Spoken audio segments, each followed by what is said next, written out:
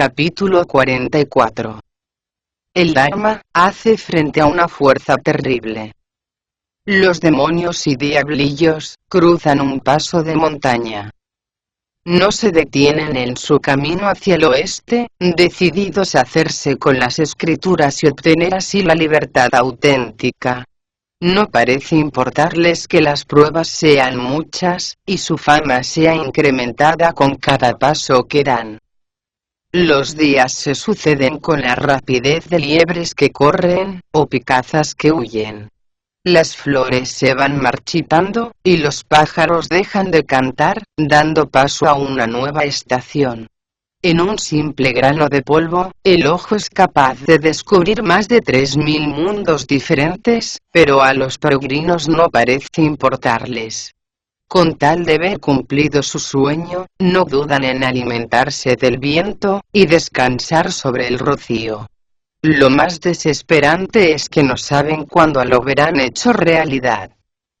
Decíamos que en cuanto cruzaron el río Negro, el maestro y sus discípulos prosiguieron su marcha hacia el occidente, enfrentándose al rigor del viento y a la cegadora luminosidad de la nieve. La luna los arropaba con cariño, y las estrellas parecían querer abrigarlos. Eso les dio nuevos ánimos para seguir adelante, y no tardó en llegar de nuevo la primavera. El año nuevo hizo su aparición, puntual, y todo pareció revivir de pronto. Los cielos parecían formar parte de una pintura cargada de luz, y la tierra se vio cubierta del delicado brocado de las flores. La nieve se derretía sobre los ciruelos, y el firmamento se veía surcado por infinitos rebaños de nubes. El hielo se iba fundiendo, y la montaña era surcada por incontables torrenteras. Por doquier comenzaban a germinar las semillas. Una vez más se hacía realidad el dicho de que, cuando hace su aparición el dios del año nuevo, el de los bosques revive de su letargo. La brisa esparce entonces el aroma de las flores, y las nubes no se oponen a que la luz solar las traspase con toda su pureza. Los sauces muestran en toda su pujanza la frágil curvatura de sus verdes ramas, y la lluvia se encarga de ir sembrando la vida por donde pasa. A donde quiera que se dirija la vista, se aprecia la pujanza de la primavera. El maestro y los discípulos estaban gozando de la belleza del paisaje, cuando oyeron un grito tan fuerte que parecía emitido por más de 10.000 gargantas. Tripitaka se sintió tan sobrecogido, que tiró al punto de las riendas y se negó a seguir adelante. Se volvió hacia Ukun, y le preguntó temblando de pies a cabeza: ¿sabes de dónde proviene ese estruendo? Parece como si la tierra se hubiera abierto de pronto y se hubiera tragado todas las montañas que hay por aquí cerca, comentó Bachi. A mí me parece más bien un trueno, dijo a su vez el bonzo Sa. Pues yo creo que se trata de voces humanas o de relinchos de caballos, afirmó Tripitaka. Me parece que ninguno habéis dado en el clavo, dijo el peregrino sonriendo. Deteneos aquí mientras yo voy a echar un vistazo. No había acabado de decirlo, cuando dio un gran salto y se elevó por los aires. Miró en todas las direcciones, y no tardó en descubrir una ciudad protegida por un foso. Aguzó aún más la vista y vio que sobre ella descansaba un aura de beatitud. ¡Qué raro!, se dijo el peregrino. ¿Cómo es posible que surjan de ahí esos gritos si no se trata de un lugar maldito? Además, no se aprecian estandartes ni lanzas, por lo que hay que concluir que ese ruido no proviene del rugir de los cañones. ¿A qué se debe tanta algarabía? Mientras calibraba todas esas posibilidades, vio a un grupo considerable de monjes, que estaba tratando de subir una carreta, al parecer muy pesada, por una empinada pendiente, que había fuera de las puertas de la ciudad. Con el fin de empujar todos al mismo tiempo, repetían al unísono el nombre del Bodhisattva poderoso, y esas eran precisamente las voces que tanto habían sobrecogido al monje Tang. El peregrino descendió de la nube en la que se había sentado para ver con más claridad, y comprobó que la carreta estaba llena de maderas, tejas, ladrillos, adobes y cosas por el estilo. La pendiente era muy pronunciada y el camino por el que trataban de conducir la carreta discurría por entre dos enormes moles de piedra, que hacían extremadamente difícil la marcha. Los esfuerzos de los monjes parecían en verdad condenados al fracaso.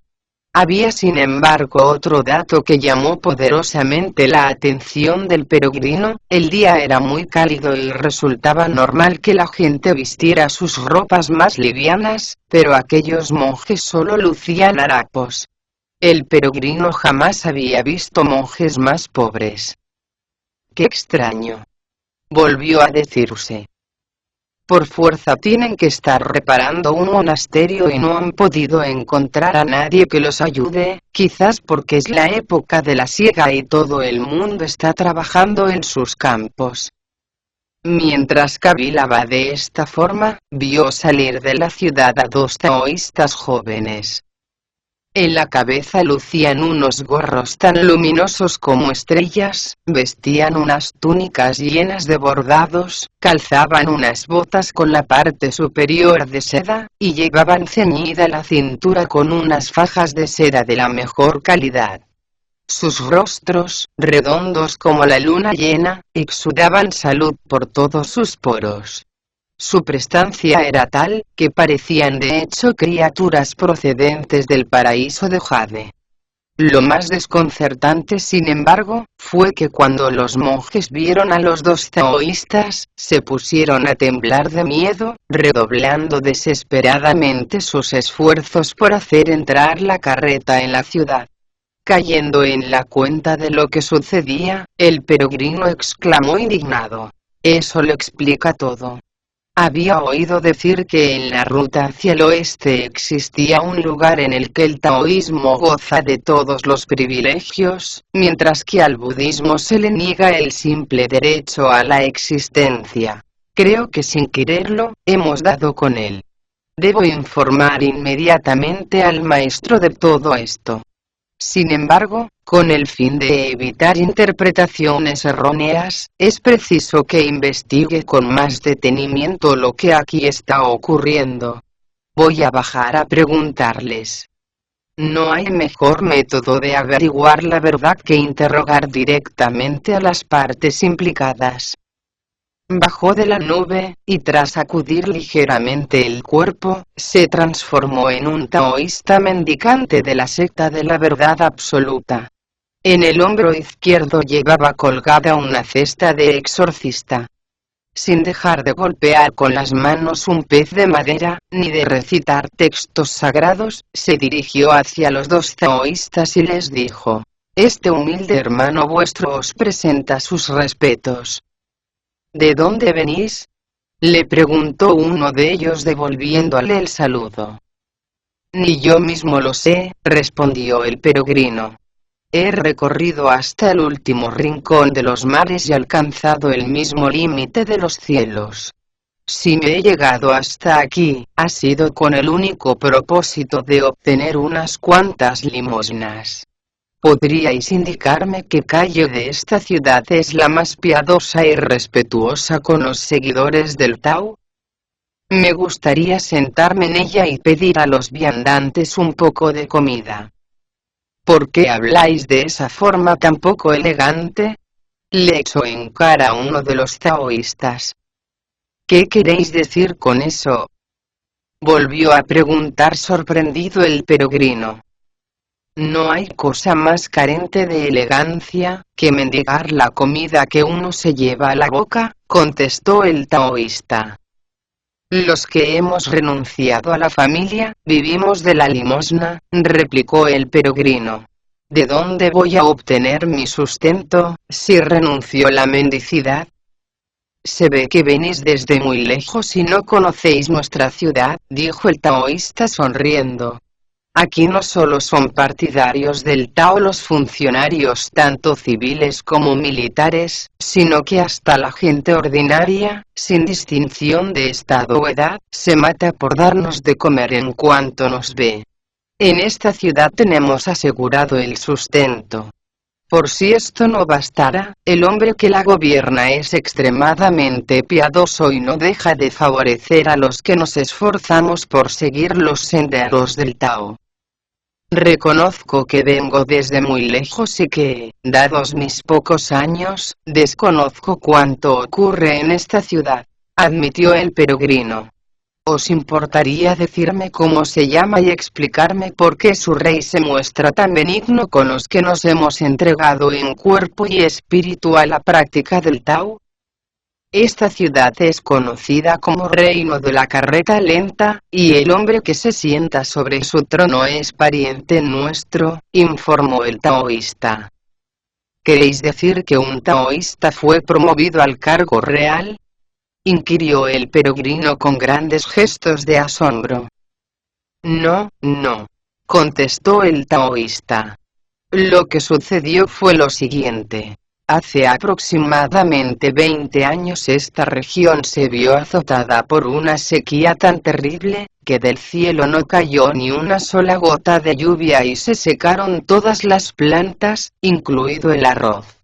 Desde el rey hasta el último de sus súbditos elevaban continuas plegarias a los cielos, para que se apiadaran de su desesperada situación. Cuando parecía que todo estaba perdido para siempre, bajaron de lo alto 3 inmortales y nos salvaron a todos. ¿3 inmortales?, exclamó el peregrino. ¿Quiénes eran?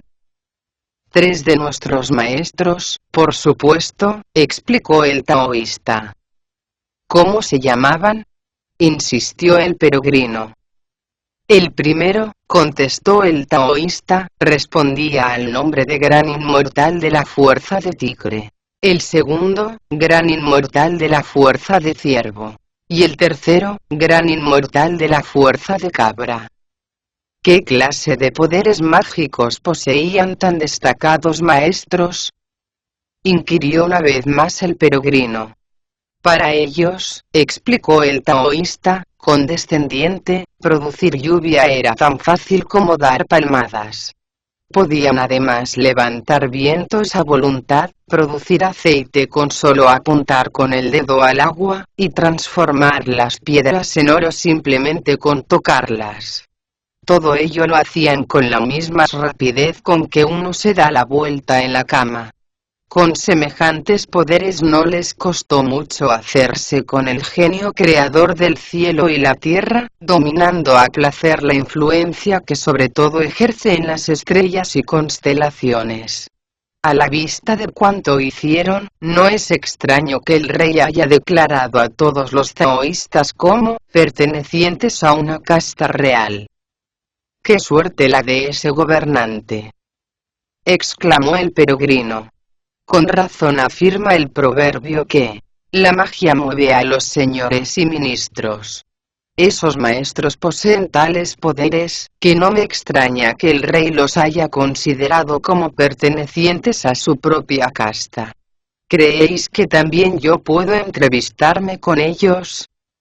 Si deseas ver a nuestros maestros, concluyó el taoísta sonriendo, puedes hacerlo con toda libertad. Precisamente nosotros somos sus discípulos más aventajados. Eso sin contar con que están tan volcados sobre el mundo taoísta que, si ahora mismo pronunciaras la palabra Tao, saldrían al instante a darte la bienvenida. Para nosotros presentarte a ellos es tan fácil como soplar un poco de ceniza. Os lo agradezco de todo corazón, respondió el peregrino. Vamos, entremos cuanto antes en la ciudad. No sea tan impaciente, por favor, le aconsejó el taoísta. Siéntate un poco, mientras concluimos el encargo que hasta aquí nos ha traído.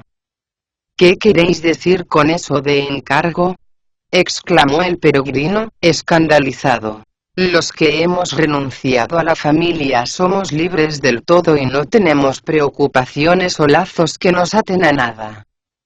Todo lo que tú quieras, dijo el taoísta señalando con el dedo al grupo de monjes, pero vivimos del trabajo que realizan esos de ahí. Es preciso, por tanto, que nos cuidemos de que no se abandonen a la holgazanería. Creo que estáis equivocados, comentó el peregrino sonriendo. Por doquier se afirma que budistas y taoístas son hermanos, ya que ambos han renunciado a la familia. ¿Cómo es que ahora trabajan para nosotros? ¿A qué se reduce la hermandad, cuando existe la sumisión? No tienes ni idea de lo sucedido en los tiempos de la sequía, dijo el taoísta.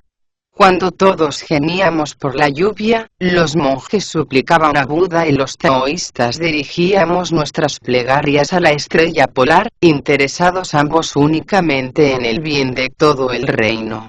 Los sutras y los cánticos de los monjes se mostraron totalmente ineficaces, mientras que los nuestros consiguieron su objetivo. En cuanto nuestros maestros hicieron su aparición, se levantó el viento, y la lluvia cayó con tal abundancia que las gentes dejaron de preocuparse por su futuro. El trono tomó buena cuenta de lo ocurrido, y acusó de ineptitud a los monjes, afirmando que merecían que sus monasterios fueran arrasados hasta los cimientos, sus imágenes de Buda destruidas sin ninguna consideración, y ellos mismos deportados a algún país lejano. Su Majestad lo pensó sin embargo mejor, y nos los entregó como esclavos. Son ellos de hecho ahora, los que se encargan en nuestros templos de avivar el fuego, barrer los suelos y cerrar las puertas. Últimamente hemos decidido terminar un edificio que se levanta en la parte posterior de la ciudad, y hemos ordenado consiguientemente a estos monjes traer tejas, ladrillos y madera, para poder concluirlo cuanto antes. De todas formas, no nos fiamos mucho de ellos y hemos venido a echar un vistazo, porque aunque no lo creas, en un principio se negaban a tirar de la carreta. Alguno ha debido de escaquearse. Por eso, hemos traído esta lista. Creo que he perdido todo interés en conocer a vuestros maestros, dijo de pronto el peregrino, con los ojos anegados en lágrimas. ¿Se puede saber por qué? Preguntó el taoísta, sorprendido. Muy sencillo, contestó el peregrino. Porque, si me he lanzado a recorrer el mundo, ha sido con el propósito de hallar a un familiar. ¿De qué familiar se trata? Volvió a preguntar el taoísta. De un tío, respondió el peregrino. De joven se rapó el pelo y se hizo monje.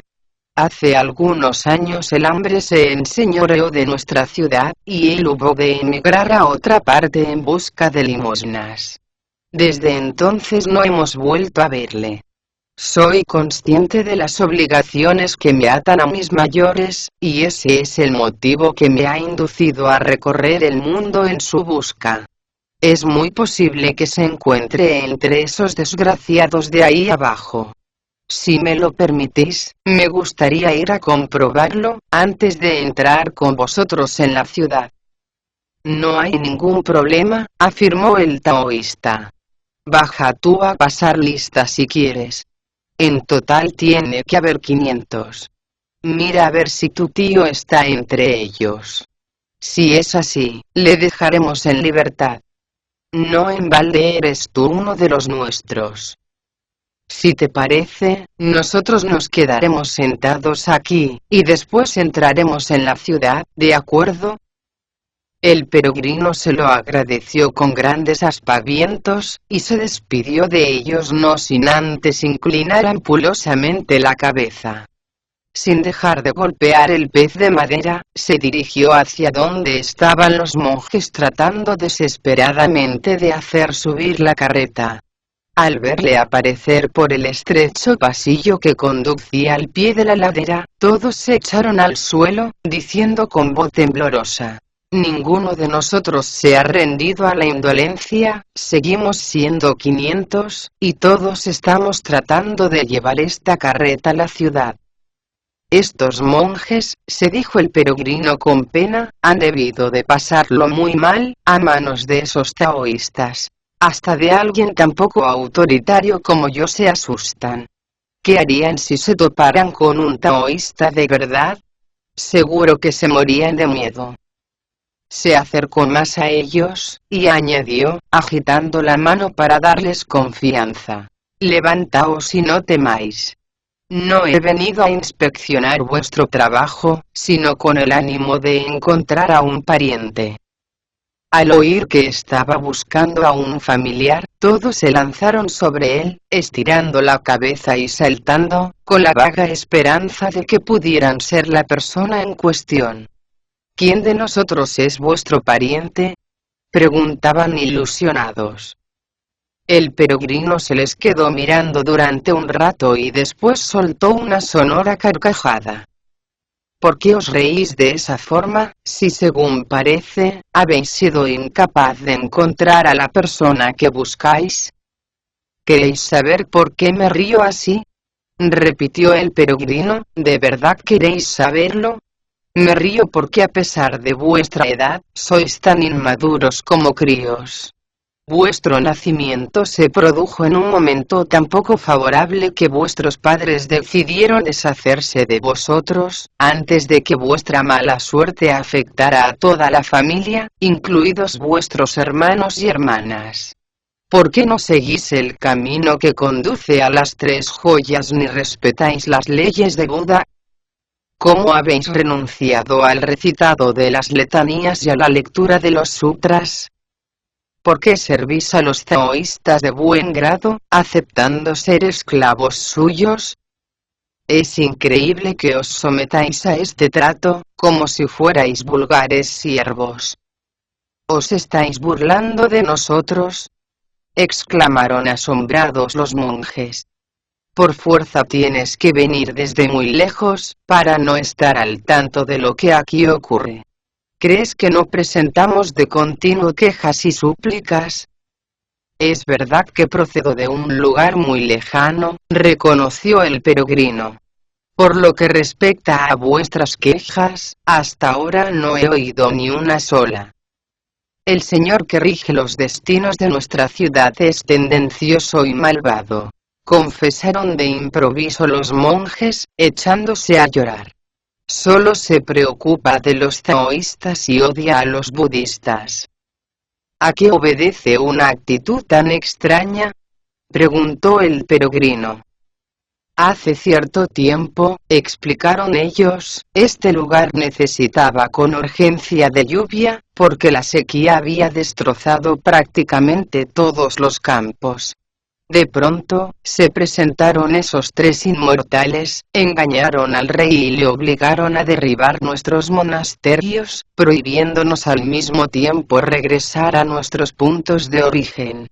Es más, nos negó todos los derechos que como ciudadanos de este reino nos correspondían, entregándonos como esclavos a esos falsos maestros. No podéis haceros idea de lo insoportable que es nuestra situación. Si aparece por aquí un taoísta, solicitan una audiencia con el rey y conceden al viajero una sustanciosa suma en metálico. Si por el contrario se trata de un monje, es detenido y enviado al palacio de esos miserables como un simple siervo, sin importarle su edad o que sea ciudadano de otro reino. ¿Queréis decir que esos taoístas poseen poderes mágicos especiales con los que de continuo embaucan al rey?, volvió a preguntar el peregrino. Mirándolo bien, producir lluvia es la cosa más sencilla del mundo. Con un simple truco es más que suficiente. ¿Cómo han conseguido engañar durante todo este tiempo a vuestro señor? Son maestros en el arte de refinar el mercurio y practicar la meditación, explicaron los monjes. Si quieren aceite, no tienen más que apuntar al agua, y si tocan una piedra, al instante se convierte en oro. Su ascendencia sobre el rey es tal, que han decidido erigir un templo enorme dedicado a los tres puros, en el que poder realizar a sus anchas los ritos en honor del cielo y la tierra, entonar en salmos, y leer noche y día las escrituras. Según dicen, eso hará que el rey alcance una edad superior a los 10.000 años, cosa que, como comprenderéis, ha complacido sobremanera a nuestro soberano. Eso lo explica todo, exclamó el peregrino. ¿Por qué no os habéis escapado, y asunto concluido? No podemos hacerlo, respondieron los monjes. Esos inmortales han obtenido permiso del rey para exponer en todos los rincones de su reino nuestros retratos. Aunque su territorio es inmenso, están presentes en los mercados y lugares más concurridos de todas las aldeas, ciudades y pueblos de este malhadado reino de la carreta lenta. En la parte de arriba llevan una inscripción en la que se dice que cualquier militar que capture a un monje será ascendido 3 grados. Si es una persona vulgar y corriente quien lo hace, será recompensada con 50 onzas de plata. Ese es el motivo por el que nunca hemos tratado de escapar. Lo curioso es que no solo somos los monjes los que tenemos problemas con los militares, sino también los que llevan el pelo corto. Es una auténtica obsesión la que se ha apoderado de este reino. Por todas partes hay espías y soplones, que hacen prácticamente imposible todo intento de fuga. No nos queda, pues, más alternativa que permanecer aquí sufriendo. Para vivir así es mejor morir, opinó el peregrino. Muchos de nosotros han muerto ya, confesaron los monjes. Al principio éramos alrededor de 2.000 monjes. 600 o 700 perdieron la vida, incapaces de aguantar la pena de haber visto esfumarse su libertad, a causa del frío y de los rigores del clima. Otros 700 u 800 se suicidaron, y los que quedamos, alrededor de 500, simplemente no hemos podido morir. ¿Qué queréis decir con eso?, exclamó sorprendido el peregrino. Algunos, respondieron los monjes, tratamos de colgarnos, pero las cuerdas se rompieron. Otros intentamos abrirnos las venas, pero los cuchillos que teníamos eran demasiado romos. Otros nos arrojamos sin más al río, pero flotábamos como si estuviéramos hechos de madera. Otros finalmente tomamos veneno, pero no nos hizo el menor efecto. Debéis consideraros afortunados, afirmó el peregrino. Eso quiere decir que el cielo quería proteger vuestras vidas. No habéis estado muy afortunado en vuestra expresión, le recriminaron los monjes. En vez de vida, deberíais haber dicho tormento. Nuestro alimento se reduce a una simple sopa hecha de salvado. Por la noche descansamos al aire libre, dejándonos caer al suelo como sacos abandonados. De todas formas, en cuanto cerramos los ojos, vemos a los dioses que están aquí para protegernos. ¿Queréis decir que el trabajo del día es tan duro que por la noche veis fantasmas?, inquirió el peregrino. De ninguna manera, exclamaron los monjes. No son fantasmas, sino los 6 dioses de la luz y las tinieblas, y los protectores de nuestros monasterios.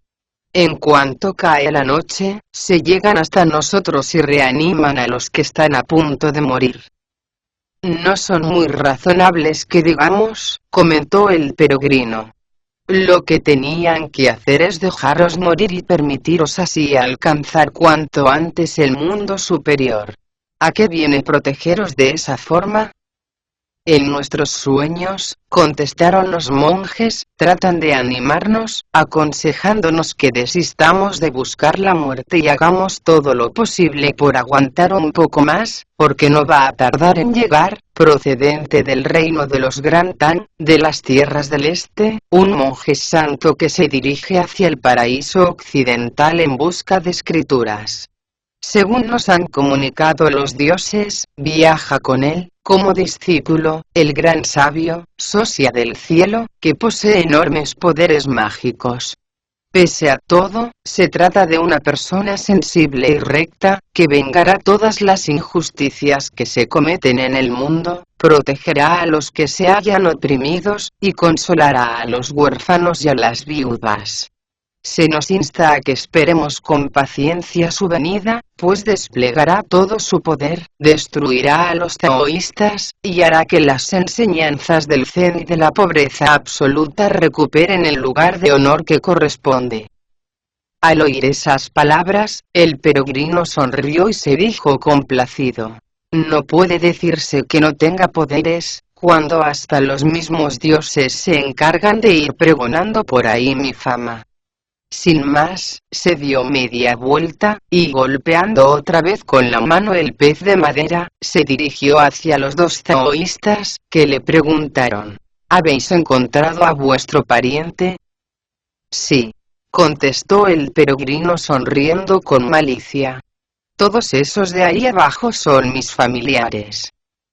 ¿Los 500?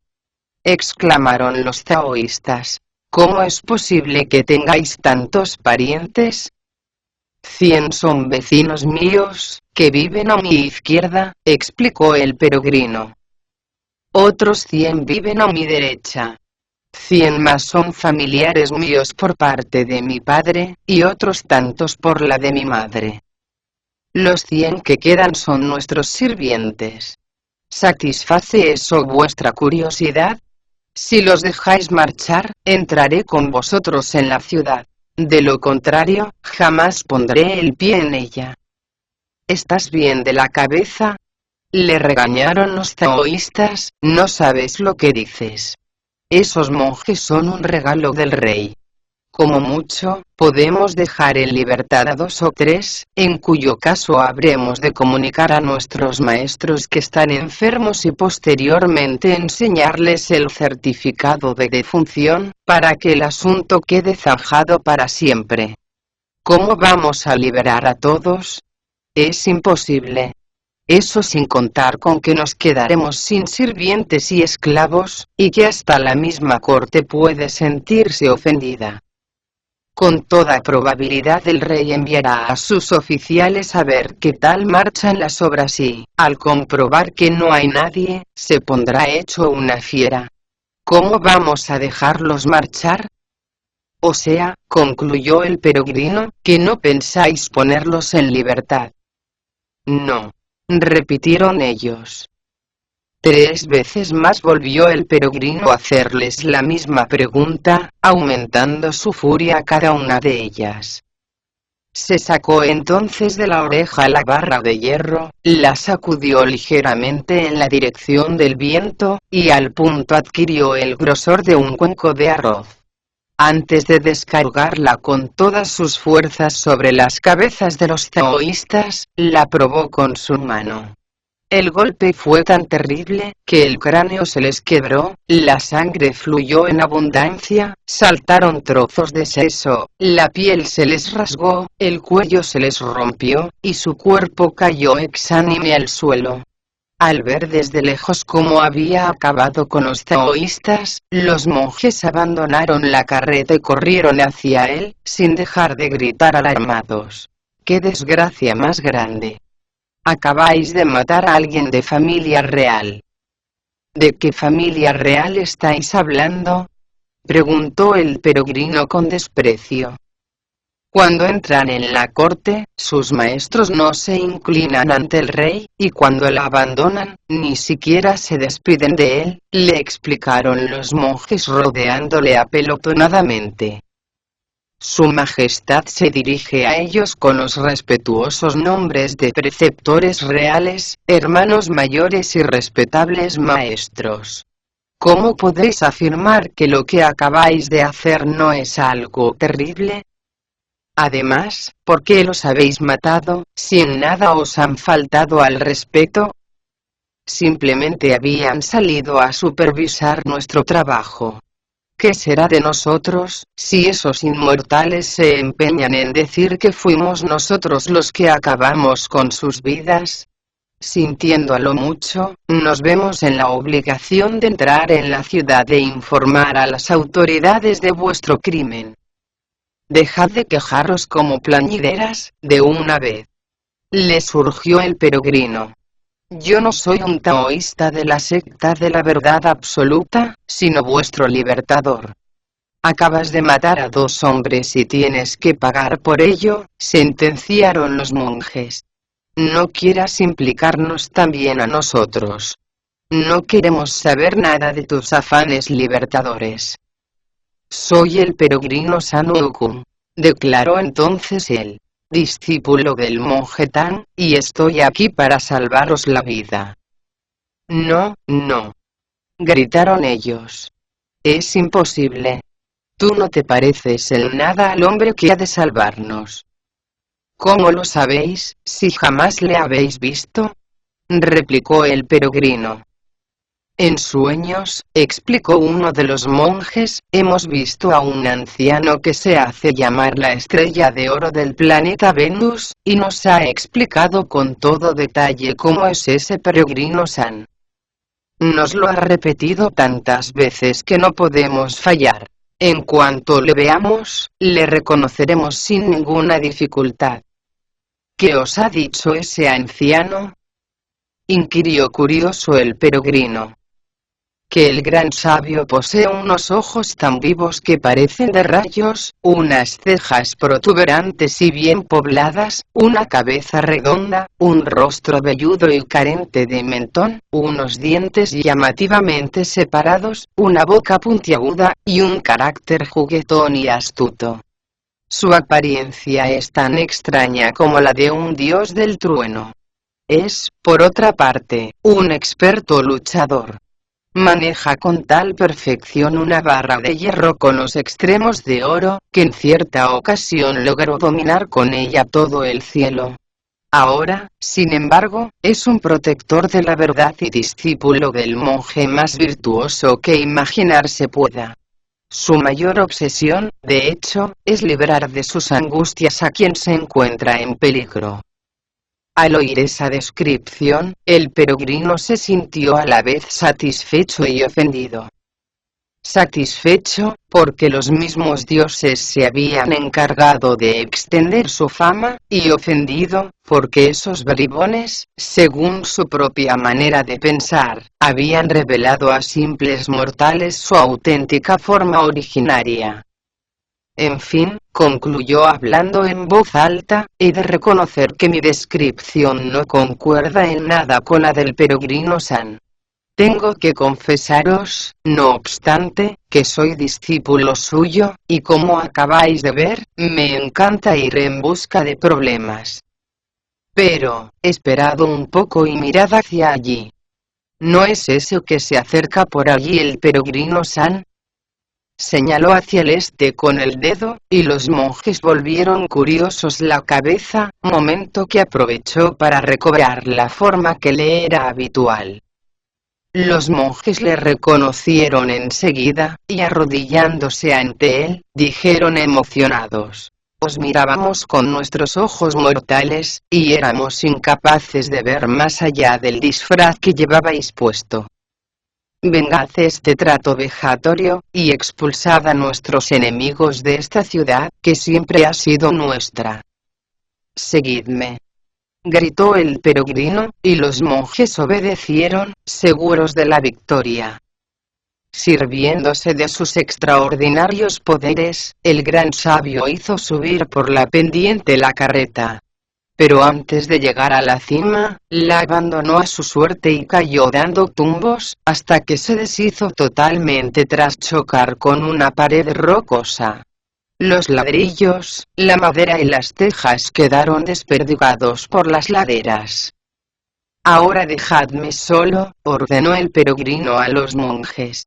Es preciso que no nos vean juntos. Mañana iré a ver al rey y terminaré con esos taoístas. No podemos ir muy lejos, dijeron ellos. Si lo hacemos, los militares nos echarán mano y, tras propinarnos una terrible paliza, nos entregarán a las autoridades. La recompensa nos ha convertido, de hecho, en enemigos de todo el mundo. En ese caso, concluyó el peregrino, precisáis de una protección especial. Se arrancó un puñado de pelos, los masticó con cuidado, y entregando un trocito a cada uno de los monjes, les ordenó: pegaoslo en la uña del anular y cerrad bien el puño. Podéis ir donde buenamente os plazca. Si alguien trata de echaros mano, apretad el puño con fuerza y gritad: gran sabio, sosia del cielo. En un abrir y cerrar de ojos acudiré a vuestro lado. Pero si nos vamos lejos de aquí, objetaron algunos, podréis no oírnos. ¿Qué será entonces de nosotros? No os preocupéis por eso, trató de tranquilizarlos el peregrino. Os aseguro que aunque os encontréis a más de 10.000 kilómetros de aquí, no os ocurrirá nada. Uno de los monjes, que parecía más atrevido que los demás, cerró de improviso el puño y gritó: gran sabio, sosia del cielo. Al instante apareció ante él un dios del trueno con una enorme barra de hierro en las manos. Su apariencia era tan terrible que ni 10.000 jinetes se atreverían a hacerle frente. Animados, otros monjes siguieron su ejemplo y de nuevo se produjo el milagro de la aparición de aquellas réplicas exactas del gran sabio. Al ver semejante prodigio, los monjes se lanzaron rostro en tierra y exclamaron agradecidos: «¡Cuán inquebrantable es vuestra potencia!». «Cuando queráis que desaparezca esta visión», les informó el peregrino, «no tenéis más que decir para...». Y se desvanecerá al instante en el aire. Así lo hicieron ellos, y se reincorporaron a sus uñas los trocitos de pelo. Reanimados por lo que acababan de ver, los monjes comenzaron a dispersarse en todas las direcciones, pero el peregrino les aconsejó: no vayáis muy lejos y estad atentos a las nuevas de cuanto suceda en la ciudad. Si se proclama un edicto permitiendo a todos los monjes regresar a ella, hacedlo sin dudar y devolvedme los pelos que os he prestado. ¿De acuerdo? Los 500 monjes prometieron regresar, y corrieron alborozados por donde les vino en gana, por lo que, de momento, no hablaremos más de ellos. Sí lo haremos, en cambio, del monje Tan, que esperaba impaciente junto al camino la vuelta del peregrino. Al ver que no regresaba, ordenó a Chubachie que tomara el caballo de las riendas, y continuara caminando hacia el oeste. Al poco tiempo se toparon con grupos de monjes, que corrían alborozados en todas direcciones. Cerca ya de la ciudad, vieron al peregrino, rodeado de docenas de religiosos, que al parecer se negaban a abandonarle. El monje Tan detuvo al punto su cabalgadura, y le regañó diciendo: te envié a investigar de dónde procedía el extraño ruido que oímos. ¿Quieres decirme por qué no has vuelto a informarme? El peregrino relató entonces lo sucedido, y Tripitaka exclamó sobrecogido: ¿qué podemos hacer ante una situación semejante? No temáis, maestro, le aconsejaron los otros monjes. El gran sabio San es la reencarnación de un dios y nos protegerá de todo mal con extraordinarios poderes. Nosotros pertenecemos al Monasterio de la Profunda Sabiduría, un edificio construido por orden del padre del actual rey. Si se mantiene todavía en pie, es porque en su interior conserva una imagen suya, que nadie se atreve a tocar. Así que si lo deseáis, podéis entrar con nosotros en la ciudad, y honrar nuestra humilde residencia con vuestra presencia. El gran sabio San sabe muy bien lo que tiene que hacer cuando se dirija a la corte mañana por la mañana. Tenéis razón, admitió el peregrino. Lo mejor que podemos hacer ahora, es entrar con vosotros en la ciudad. El maestro desmontó, y se dirigió andando hacia sus puertas. El sol estaba ya poniéndose, cuando cruzaron el puente que conducía a ellas. Al ver la gente que deambulaba por las calles que los monjes del monasterio de la profunda sabiduría andaban tranquilamente por la ciudad, se separaron de ellos y trataron de evitarlos. Los caminantes no tardaron en llegar al monasterio. Encima de su puerta principal había una enorme placa de piedra en la que aparecía escrito con grandes letras de oro: Monasterio de la profunda sabiduría, mandado construir por orden imperial. Los monjes abrieron las puertas, y condujeron a sus ilustres invitados a través del salón de Vairocana, al templo principal. El monje Tang vistió a toda prisa su túnica de los bordados, y se echó rostro en tierra ante la imagen dorada de Buda. Solo después de que hubiera terminado todos sus rezos, se decidió a seguir a sus anfitriones al interior del monasterio, que levantando inesperadamente la voz, gritaron: ¿Se puede saber dónde te has metido, guardián de la casa? Al instante apareció un anciano, que al ver al peregrino, se echó a sus pies, gimoteando de emoción. «Por fin habéis llegado, maestro». «¿Quién soy yo, para que os dirijáis a mí de una manera tan respetuosa?», preguntó el peregrino, sorprendido. «Vos sois el gran sabio, socia del cielo», respondió el anciano, con extraña seguridad. «Todas las noches soñamos con vos, pues la estrella de oro del planeta Venus se encarga de recordarnos en sueños que nuestras desgracias desaparecerán en cuanto vos aparezcáis. Os reconocería hasta con los ojos cerrados. No sabéis lo contento que estoy de que hayáis venido. Si llegáis a tardar 2 o 3 días más, nos habríamos convertido todos en espíritus». «Levantaos del suelo, por favor», le aconsejó el peregrino sonriendo. «Mañana hablaremos de todo lo que acabáis de decir». Los monjes prepararon a toda prisa una comida vegetariana, y adecentaron la habitación del abad, para que pudieran descansar dignamente en ella los peregrinos. Pese a todo, Wu-kun estaba tan preocupado, que cuando dio la segunda vigilia, no había podido conciliar todavía el sueño. Por si eso fuera poco, de algún lugar cercano llegaba el sonido de gongs y flautas, y le impedía concentrarse en sus planes. Sin que nadie se diera cuenta, abandonó el lecho y se puso la ropa. Se elevó a continuación por el aire, y pudo ver hacia el sur de donde se encontraba, un gran resplandor de antorchas y lámparas. Descendió de la nube y, aguzando aún más la vista, comprobó que los taoístas del templo de los Tres Puros estaban dirigiendo sus súplicas y oraciones a las estrellas. El salón era amplio y tan alto como el mismísimo monte Penlai. Poseía además, una dignidad que recordaba la del Palacio de la Alegría transfigurada. A ambos lados se veían hileras de taoístas tañendo instrumentos.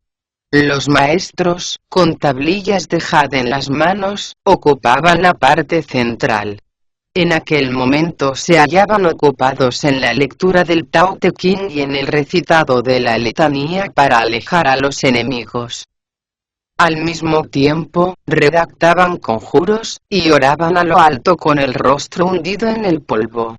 Otros escupían un poco de agua sobre las antorchas, y al instante se producía una llamarada que llegaba sin ninguna duda hasta las regiones superiores. Aquellos taoístas preguntaban a las estrellas sobre el destino de los hombres, quemando sin cesar incienso cuyas volutas se confundían con el azul del firmamento, y presentando ofrendas espléndidas, que descansaban sobre artísticas mesas. A ambos lados de la puerta, habían desplegados 2 rollos de seda amarilla, en los que había sido bordado lo siguiente: para obtener el beneficio de la lluvia en sazón, suplicamos de continuo la ayuda de los respetables inmortales, cuyo poder es inabarcable. que nuestro rey y señor alcance los 10.000 años de edad, ya que su imperio goza para siempre de paz y prosperidad. Entre todos los taoístas destacaban tres por lo lujoso de sus vestimentas, y el peregrino dedujo enseguida que se trataba de fuerza de tigre, fuerza de ciervo y fuerza de cabra. En una posición inferior respecto a ellos había no menos de 700 u 800 de sus correligionarios. Estaban distribuidos en dos filas que se miraban de frente, y no dejaban de batir los tambores, ofrecer incienso y presentar sus súplicas. Encantado, el peregrino se dijo: me gustaría mezclarme entre ellos y burlarme un poco de su credulidad, pero como muy bien dice el proverbio, no se puede aplaudir con una sola mano. Y otro más afirma: se requiere más de un hilo de seda para formar una hebra. Así que lo mejor será que vaya a buscar a Tsubachi y al Bonzo Sa. Nuestra fuerza será mayor, y nos lo pasaremos más divertido los tres juntos. Sin pérdida de tiempo se dirigió a los aposentos del abad, donde encontró profundamente dormidos a Bachi y al Bonzo Sa. El peregrino trató de despertar primero a Unean, pero fue el Bonzo Sa el que respondió, diciendo: ¿todavía no te has dormido? Levántate, le urgió el peregrino. Creo que ha llegado el momento de divertirnos un poco. ¿Divertirnos?, repitió sorprendido el Bonzo Sa. ¿Dónde vamos a divertirnos con lo tarde que es? ¿No te cuesta acaso mantener los ojos abiertos? Yo tengo la boca muy seca además. Acabo de encontrar el templo de los tres puros, informó el peregrino. En este mismo momento los taoístas están celebrando una ceremonia, y el salón principal está lleno a rebosar de ofrendas. Se ve que no les falta de nada. No te digo más, que sus bollos son tan grandes como barriles, y sus pasteles deben de pesar entre 50 o 60 kilos. Eso sin contar los platos de arroz y las frutas de gran tamaño que descansan sobre las mesas. Venga, levántate de una vez y vamos a divertirnos. Aunque estaba medio dormido, al oír que había tanta comida, Bachi se despertó al instante, y preguntó vivamente preocupado: ¿no pensáis llevarme con vosotros? Si quieres comer, le dijo el peregrino, levántate sin meter ruido y síguenos. Los dos monjes se vistieron a toda prisa y salieron de la habitación con todo cuidado para no despertar al maestro. El peregrino los estaba esperando en la puerta. Se montaron sin decir nada en la nube, y se elevaron inmediatamente por lo alto. El idiota no tardó en ver la luz de las antorchas y quiso bajar enseguida, pero se lo impidió el peregrino, tirándole de la ropa y aconsejándole: espera un poco. No seas tan impaciente. Descenderemos cuando se hayan retirado a descansar. ¿Cuándo va a ser eso?, preguntó vivamente preocupado Bachi. Según parece, tienen para rato con esas ceremonias. No te preocupes, trató de calmarle el peregrino. Voy a hacer un poco de magia, y ya verás cómo no queda aquí ninguno.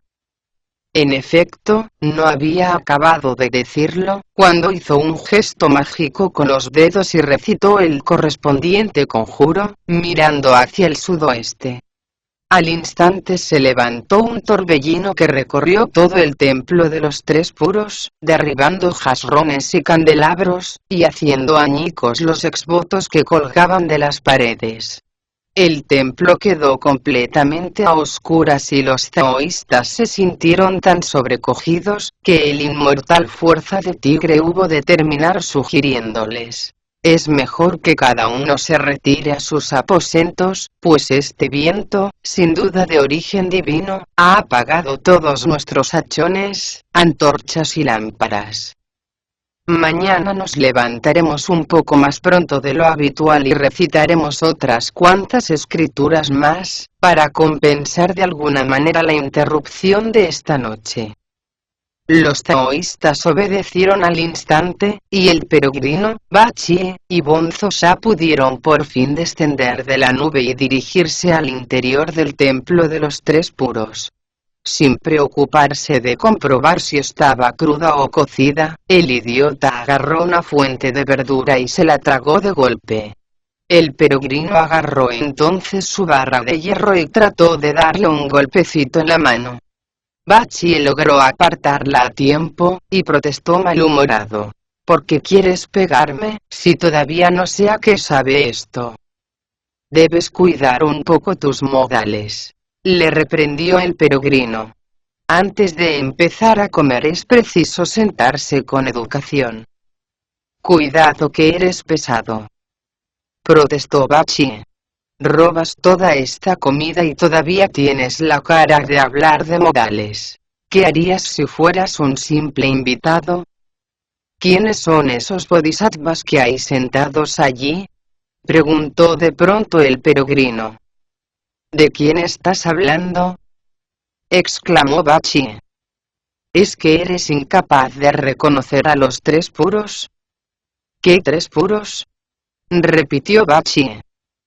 El del medio, explicó el peregrino, es el respetable inmortal de los orígenes.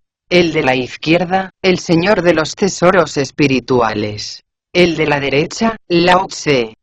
Opino que si queremos comer sin ser molestados, lo mejor que podemos hacer es adoptar sus figuras y hacernos pasar por ellos. El aroma de las ofrendas era en verdad embriagador, y el idiota no pudo esperar más tiempo. De un salto se subió al estrado y, tras tirar al suelo la imagen de Lao Tse con el morro, dijo: «Lo siento, pero llevas ya mucho tiempo sentado aquí. Permíteme ocupar tu puesto durante un rato». De esta manera Bachie se convirtió en Lao Tse, mientras el peregrino adoptaba la forma del respetable inmortal de los orígenes, y el Bonzo ya se transformaba en el señor de los tesoros espirituales. Sus imágenes yacían lastimosamente por el suelo. En cuanto se hubo sentado, Bachie empezó a engullir comida sin ningún miramiento, cosa que le valió una reprimenda del peregrino. «¿Es que no puedes esperar un poco?», le dijo a este. «No hay quien te entienda», se quejó Bachie. «¿A qué viene esperar? ¿Acaso no nos hemos convertido en esos inmortales que decías? Comer es lo de menos», sentenció el peregrino. «Lo realmente importante es divertirse. ¿No te das cuenta de que esos taoístas se piensan levantar muy temprano para tañer la campana y barrer los suelos? ¿Qué pasará cuando vean tiradas estas sagradas imágenes? Si queremos que no descubran nuestro secreto, es preciso que las escondamos en algún sitio». «Sí, pero ¿dónde?», replicó Bachie. «No conocemos este lugar y no sabemos cuál es el mejor sitio para guardar cosas». Al entrar, explicó el peregrino, vi por casualidad una puerta que había a la derecha. A juzgar por el hedor que despedía, creo que debe de tratarse de las dependencias para la transmigración de los 5 granos. No estaría mal que los metiéramos allí. El idiota era excelente para las labores más penosas. Sin pensarlo 2 veces, saltó al suelo, cargó con las imágenes y las sacó del salón. De una patada abrió la puerta que le había dicho el peregrino, y vio que se trataba de un simple retrete. «Cuidado que le gusta tergiversar las palabras a ese pimauen de mala muerte», se dijo Bachie ahogando una carcajada. «Hasta para un retrete dispone de un hombre religioso. Mira que llamarlo dependencias para la transmigración de los 5 granos. Solo a él puede ocurrírsele semejante estupidez». Antes de desprenderse de las imágenes, sin embargo, el idiota sintió miedo y les dirigió la siguiente oración, en voz confío: «Tres puros. Venimos desde muy lejos, derrotando a innumerables enemigos y arrostrando peligros sin cuento. A lo largo de nuestro viaje no hemos tenido ni un solo momento de comodidad. Nos importará, por tanto, que os hayamos tomado prestados durante un rato vuestros tronos. Lleváis sentados mucho tiempo en ellos. De hecho, no los habéis abandonado ni para venir al retrete. Qué triste suerte la vuestra, siempre apoltronados en esos asientos. Jamás os ha faltado de nada, caracterizándoos en todo momento por vuestra limpieza y pureza. Me temo que hoy tendréis que aguantar un poco de suciedad, y que cuando salgáis de ahí, seréis los respetables inmortales que peor huelan. En cuanto hubo concluido esta plegaria, los tiró sin ninguna consideración en el retrete. Al caer en el centro de la letrina, saltó una ola de agua fétida, que manchó de mierda la mitad de su túnica. ¿Los has escondido bien?, le preguntó el peregrino, al verle entrar otra vez en el salón. Sí, contestó Bachie, pero se me ha manchado la túnica de mierda. ¿No lo hueles? Espero que resistáis el aroma. No te preocupes por eso, dijo el peregrino. Ahora ven a divertirte un poco. Me pregunto si vamos a salir con bien de esta. El idiota volvió a adoptar la figura de Lao Tse, y sentándose en los tronos, los tres comenzaron a darse la buena vida.